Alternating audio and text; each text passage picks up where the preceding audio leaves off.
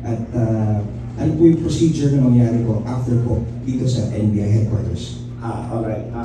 Yung mga cases na ano niya, COS, Attorney Nagos. Burning 10 counts of murder at Branch 51, Regional Trial Court, Manila. 13 counts of frustrated murder, Branch 51, RTC, Manila.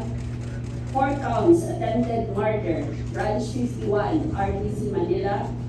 Another case for murder, Branch 12, RTC, Manila. Another case of murder at Branch 15, RTC, Manila.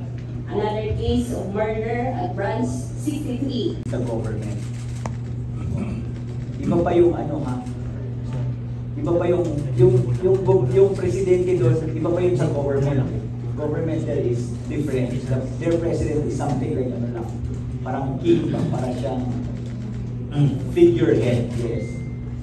So there are several factors there which are distinct and separate, but as to who is more powerful, and I cannot say anymore. No? Because sa totoo lang, I just won with finality my case in extradition. But they use another thing about expulsion, which technically I still had a few days to reply. Talaga sa kanya is parating malalangin. Every day. Thank you very much. Thank you, madam. Good morning po. Isa Cotoner from Bomboradio, Philippines. Kayo director na lang po.